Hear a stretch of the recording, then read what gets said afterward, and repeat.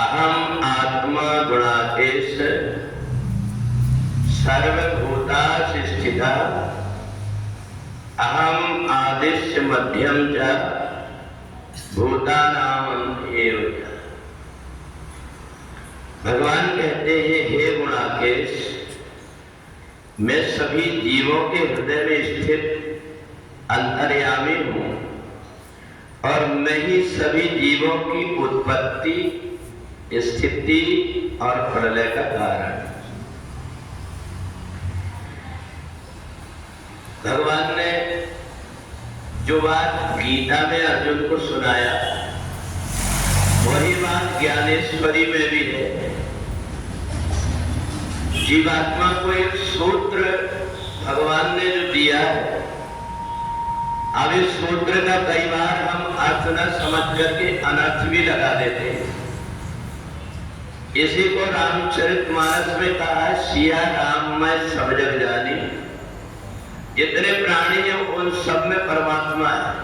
और यही बात भगवान अर्जुन से कह रहे हैं, अहम आत्मा गुणाकेश सर्वभूतास स्थिता। सभी आत्मा में मैं हूं, परंतु परमात्मा वहां पर स्थूल रूप से न रहकर के उनकी शक्ति विद्यमान।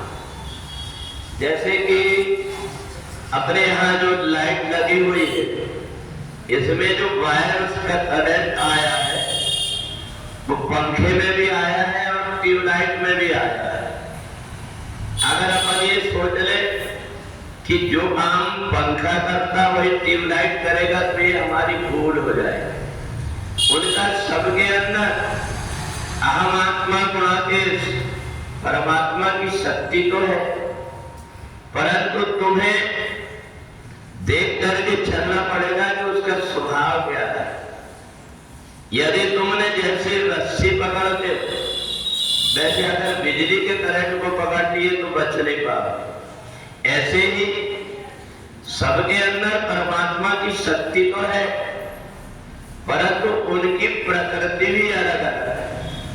वही लाइट जब ट्यूबलाइट में गई तो जलने लगी, परंतु एक पंखे में जाएगी तो जलेगी नहीं, घूमने लगेगी। और ऐसे ही गर्म और ठंडी में जितनी चीजें, करंट उन सब में एक सा है। ऐसे ही हर जीव के अंदर परमात्मा की शक्ति तो है, पर उसका प्रकृति, उसका नेचर भी देखना पड़ेगा हमें कि उसका स्वभाव क्या है। और इसलिए समझदार व्यक्ति सियाराम में सब जग जानी तो समझता है, परंतु जब कोई बकरी आती है तो अलग ढंग से चलने लगता है, और कहीं कोई शेर दिखता है तो भागने लगता है। अगर कोई सोचेगा सियाराम में सब जग जानी, शेर के पास जाऊंगा मैं, खाएगा नहीं, क्योंकि उसमें भी परमात्मा ऐसा नहीं। इसलिए हमें इस बात का ज्ञान करना पड़ेगा। और यही बात भगवान कहते हैं विभूति योग में कि मुंडे मुंडे मतिर भिन्ना। जितने भी व्यक्ति उन सब में अलग अलग प्रकार की वृत्तियां, अलग अलग सोच, अलग अलग व्यवहार इसलिए है, उनका स्वभाव सबका अलग अलग है।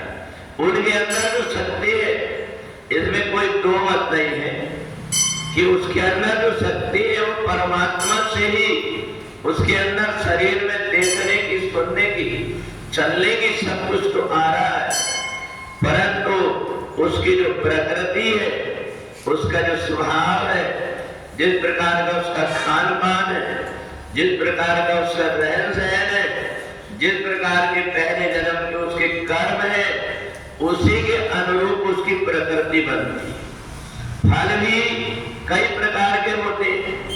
हम अगर सोचें कि फल तो फल ही होते, उनका स्वभाव एक सा ऐसा भी नहीं है, तो इसलिए उनमें भी अलग अलग प्रकार के होते हैं। और इसलिए जो यहाँ आकर के अपनी प्रकृति को सतोगुणी बना लेता है, परमात्मा से जोड़ लेता है, उस व्यक्ति का जीवन सतोगुणी हो जाता है। कोई व्यक्ति इस संसार में आकर के पैसे देना छोड़ करके सन्यासी बना रहता है, कोई दूसरा व्यक्ति सुबह से शाम तक के हाय पैसा इदमद्वयारब्धम इमं प्राप्स्य मनोरथम, इसमें ही लगा रहता है। और तीसरा वो व्यक्ति जो सोचता मेरे को कुछ करना नहीं है परंतु सब कुछ मेरे को मिल जाए, फिर वो अनेक प्रकार के अपने यत्न करता है, चोरी करके, बेईमानी करके, लूट कर, हत्या करके। तो ये सब हमें देखना पड़ेगा कि हर किसी में सिया राममय कह करके और बैठे नहीं रहना है, बल्कि हमें ऐसी बुद्धि प्राप्त कर लेना है जो उसकी चीर और नीर दोनों में अंतर अपनी बुद्धि कर ले, और हमें क्या चलना है, क्या कर्म करना है, इसका निर्णय कर ले। एक जरूरी नहीं कि हमने अगर सोच लिया हम सीधी रास्ता चलेंगे, चाहे गड्ढा आए तो भी, दीवार आए तो भी, तो उसको ज्ञान नहीं कहते, उसको अज्ञान कहते हैं। तो इसलिए इन सबको जो देख करके विवेक से जितनी भी चीजें हैं इन सब से अपना सामंजस्य बना करके चलता है, वह विभूति वाला पुरुष संसार में ख्याति भी प्राप्त करता है, सुख भी प्राप्त करता है और परमात्मा की भक्ति भी प्राप्त कर लेता है। बोले सच्चिदानंद भगवान की।